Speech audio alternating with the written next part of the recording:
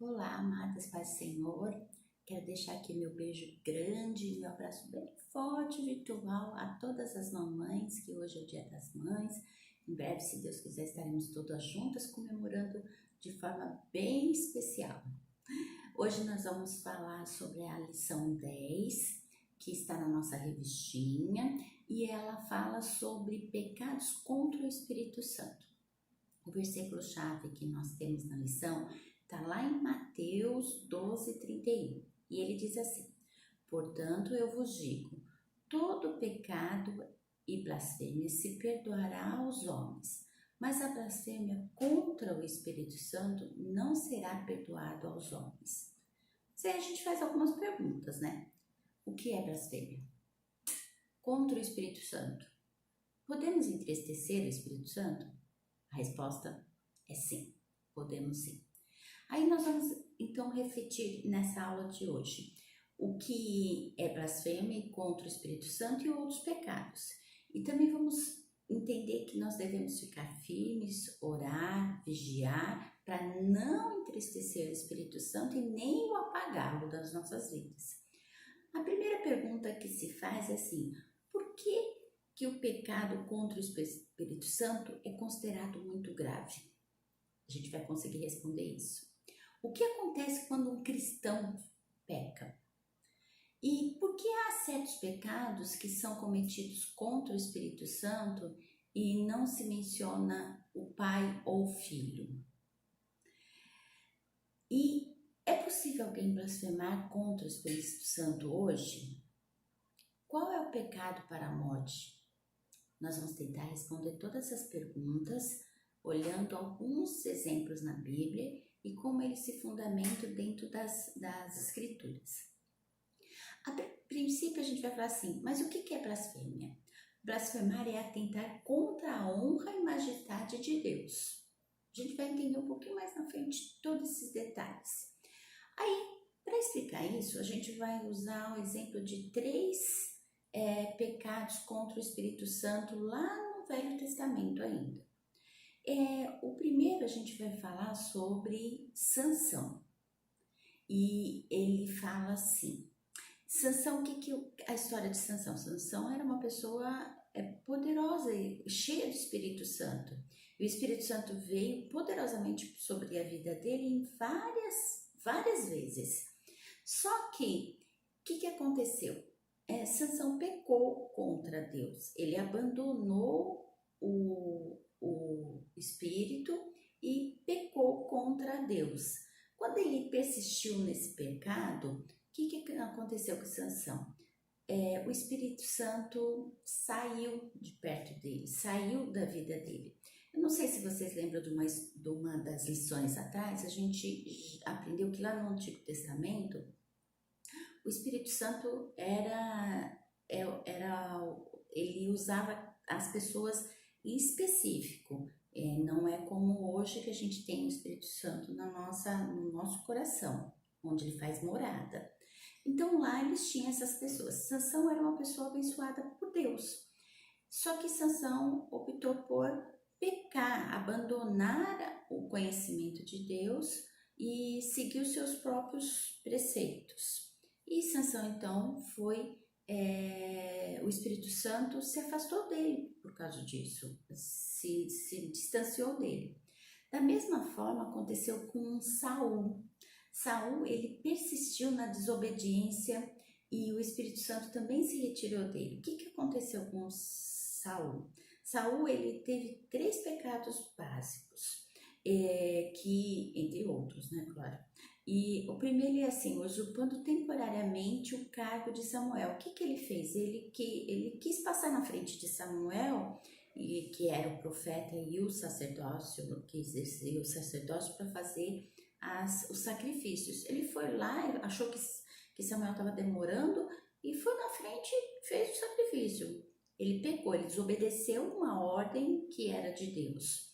O segundo, ele também desobedeceu a Deus, porque Deus mandou destruir todo um povo que Deus abominava. Só que Sansão achou que devia fazer a parte dele. O que ele fez? Salvou o rei. contra Deus, contra o propósito e os ensinamentos que Deus falou para Saul lá. Então ele desobedeceu de novo. E o terceiro e último pecado de Saul foi quando ele resolveu consultar uma feiticeira, você acredita? Uma adivinha, por causa de desespero, porque ele já havia percebido que Deus estava abandonando. Então essa persistência de Saul por desobedecer a Deus ocasionou então o afastamento do Espírito Santo da vida dele. O povo de Israel também é um exemplo do afastamento do Espírito Santo. O povo foi rebelde e entristeceu o Espírito Santo.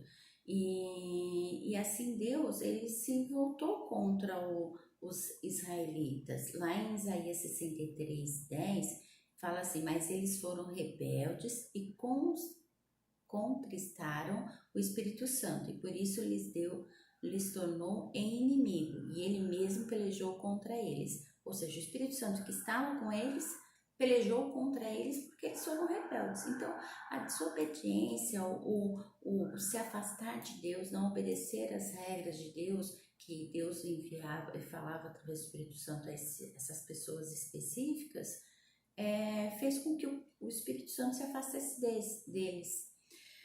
Mais para frente, a gente vê então que Jesus, que foi um homem sem pecados, recebeu o Espírito Santo por completo e com poder, sem medida, e representava Deus em tudo. O Espírito Santo estava em Jesus. E João 8:28 diz: e aquele que me enviou está comigo, e o Pai não tem me deixado só, porque eu faço sempre o que lhe agrada. Então Jesus estava cheio do Espírito Santo, sem medida, sem mácula, e representava Deus aqui na terra. Agora, no Novo Testamento, a gente já vê algumas outras situações. E a gente faz algumas perguntas também. Como pode o homem atingir a honra e a majestade de Deus? Detalhe, se ele blasfemar. Como Jesus chamou o pecado de blasfêmia? Ele chamou o pecado de pecado eterno. A gente vai ver isso um pouquinho mais para frente também. Qual a situação da pessoa que rejeita a Cristo, abandonando a sua fé? Como será o fim dessa pessoa que rejeita Cristo? Ele terá como fim a morte eterna. Vamos aprender um pouquinho sobre isso também. Vamos ver então o que é a blasfêmia contra o Espírito Santo. A gente tem que fazer algumas considerações aqui, que a nossa revistinha atrás fala direitinho sobre o que é a blasfêmia contra o Espírito Santo. Nós vamos ler 3 partes de versículos que estão lá em Marcos, Mateus e Lucas. Primeiro fica em Mateus 12, 31, 32. E está escrito assim: portanto, eu vos digo, todo pecado e blasfêmia se perdoará aos homens, mas a blasfêmia contra o Espírito não será perdoada aos homens. E se qualquer disser alguma palavra contra o Filho do Homem, se-lhe-á perdoado. Mas se alguém falar contra o Espírito Santo, não lhe será perdoado, nem neste século, nem no futuro. Aqui a gente começa a já ter algumas bases do que é a blasfêmia contra o Espírito Santo. Da mesma forma, lá em Marcos 3, 28 e 29 diz: na verdade eu vos digo que todos os pecados serão perdoados aos filhos dos homens, e toda sorte de blasfêmias com que blasfemarem, qualquer, porém, que blasfemar contra o Espírito Santo, nunca obterá perdão, mas será réu do eterno juízo. E lá em Lucas 12:10, fala também, completando a mesma coisa que Marcos e Mateus falaram: e a todo aquele que disser uma palavra contra o Filho do Homem, se-lhe-á perdoado, mas ao que blasfemar contra o Espírito Santo, não lhe será perdoado. Aqui a gente vê que as situações falam da mesma coisa, que aquela pessoa que comete a blasfêmia será perdoado se falar ao Filho ou ao Pai, mas não contra o Espírito Santo. A gente vai entender um pouquinho lendo e fazendo a interpretação desses textos com mais profundidade. Só para contextualizar, blasfêmia e blasfêmio juntos aparecem 52 vezes no Novo Testamento.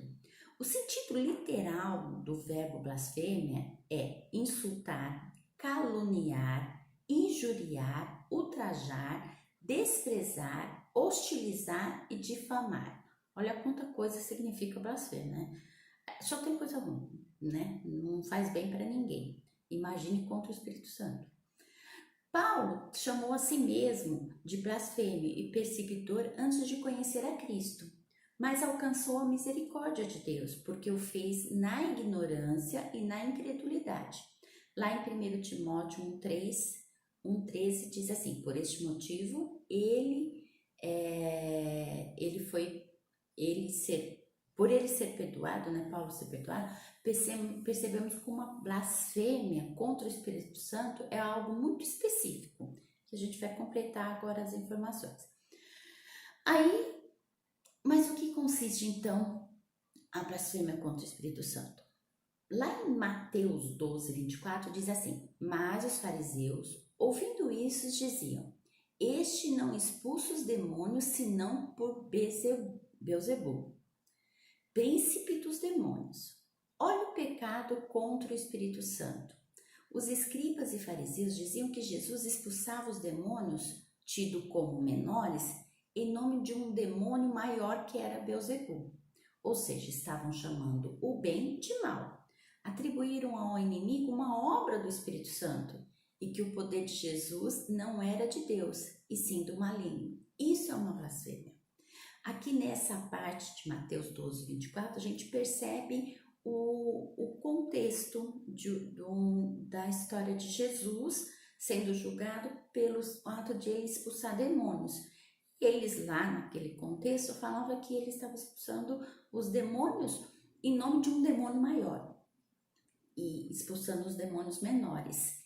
Isso é uma blasfêmia, porque na verdade eles estavam vendo ele fazer o bem, atribuindo a uma pessoa má que é Satanás.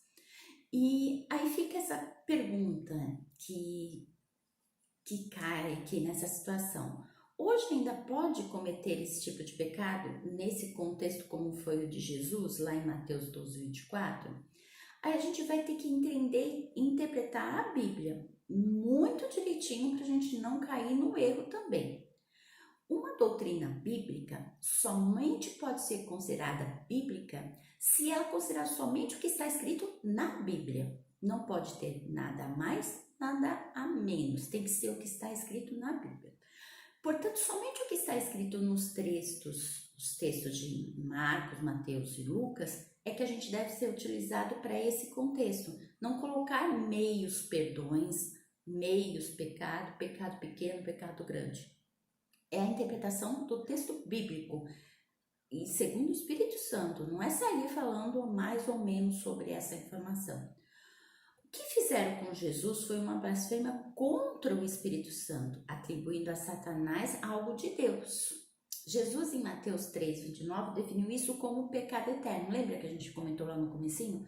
Pecado eterno. E, na verdade, a gente tem a informação sobre esse contexto de Jesus sendo julgado por um erro por um bem que ele fazia em nome de Deus, atribuído como se fosse um mal de Satanás, né? Estudiosos dizem que esse pecado poderia acontecer somente durante a vida de Jesus na Terra, porque as pessoas estavam vivenciando aquele momento. Era considerado um pecado nacionalista naquela ocasião. Somente os israelitas poderiam cometer. Deus atestou Jesus como seu filho e deu-lhe o poder de fazer as obras como ele na terra, por meio do Espírito Santo. Mas o povo de Israel o negava. No entanto, Deus permitia que, por meio do Espírito Santo, fosse trazida a fé da pessoa em Cristo. Cristo estava avisando aquela geração em Israel que eles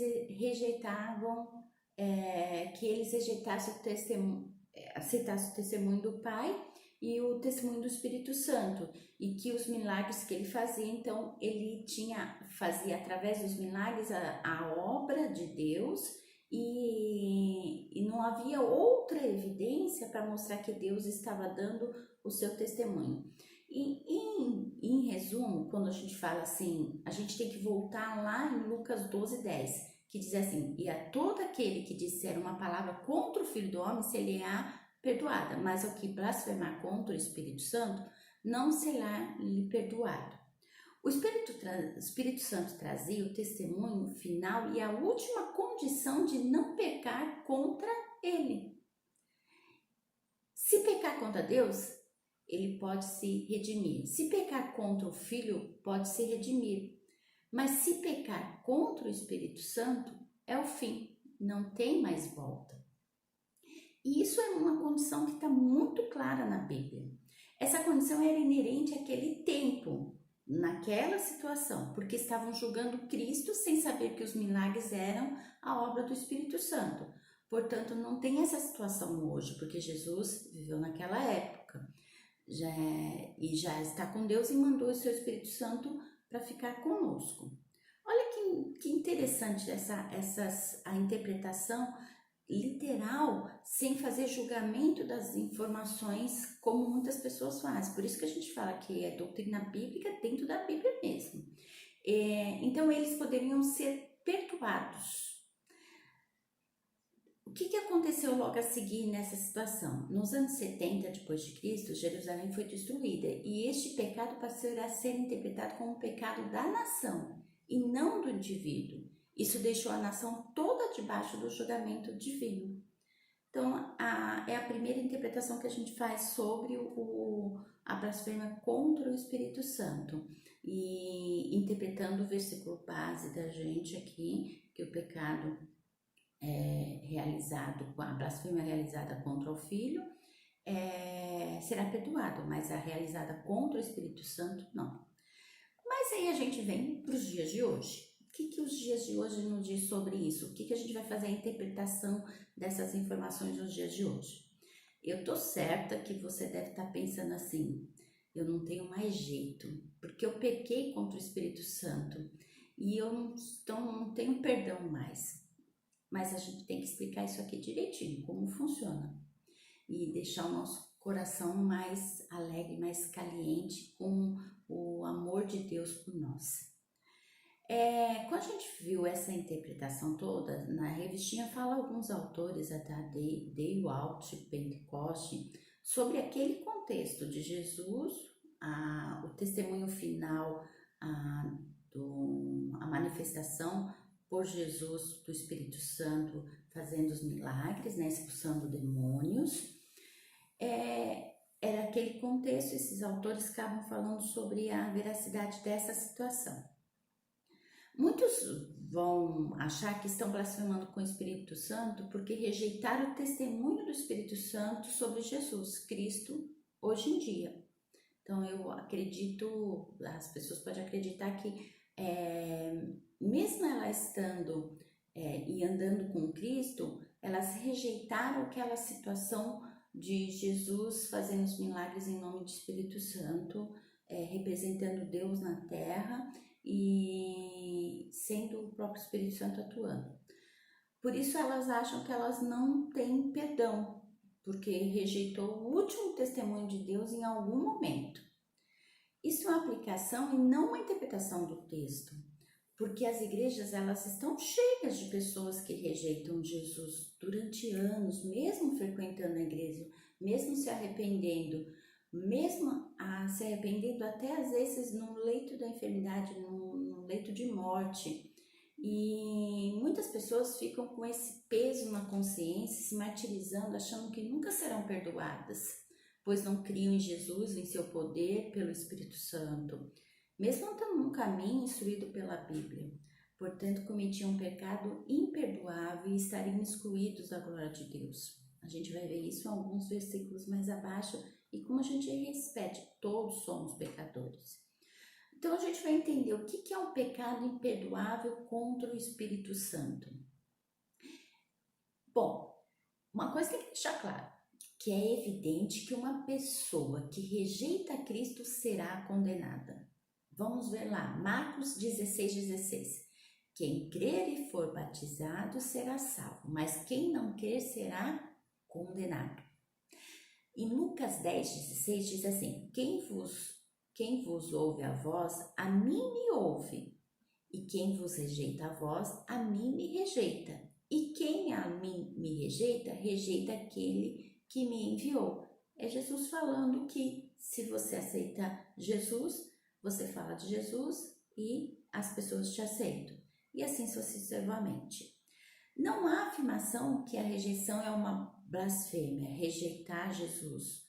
Mas, olha o importante aqui, mas o pecado para a morte está escrito em Romanos 6:23. Porque o salário do pecado é a morte, mas o dom gratuito de Deus é a vida eterna por intermédio de Cristo Jesus, nosso Senhor.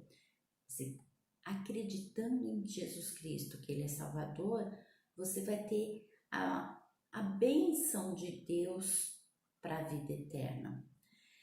E lá em João 12:48 ainda diz assim: quem me rejeitar a mim e não receber as minhas palavras, já tem quem o julgue, a palavra que tenho pregado.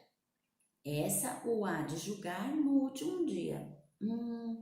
Nós já estamos vendo aqui algumas outras coisas que falam sobre o pecado, o salário do pecado é a morte, rejeitar Jesus, fazendo os milagres. Tudo isso traz uma situação para nós e uma veracidade. Qual é essa veracidade? Que apostasia, renegar, abandonar a fé, se rebelar contra Deus e a sua vontade. Se você rejeitar a Cristo, que é a vida, não terá outra consequência senão a morte. Então, o renegar, o abandonar a fé, o se rebelar contra Deus e sua vontade, isso é um pecado. Mas se você confiar, temer e reconhecer que Jesus Cristo é o Senhor, você recebe o dom gratuito, que é a vida eterna. E agora, então, nós temos em mente que podemos, sim, duas situações, que é entristecer o Espírito Santo ou apagar o Espírito Santo.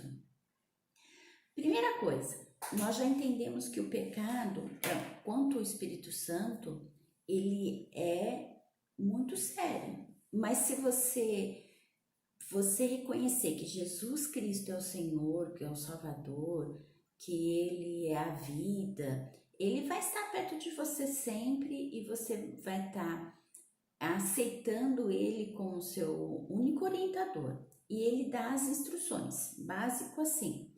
Mas a gente pode ainda cometer alguns erros hoje em dia. E esses erros se contextualizam de duas formas, que é entristecer o Espírito Santo ou apagar o Espírito Santo da nossa vida. A gente tem essa capacidade, você acredita? Mesmo confiando e acreditando em Deus.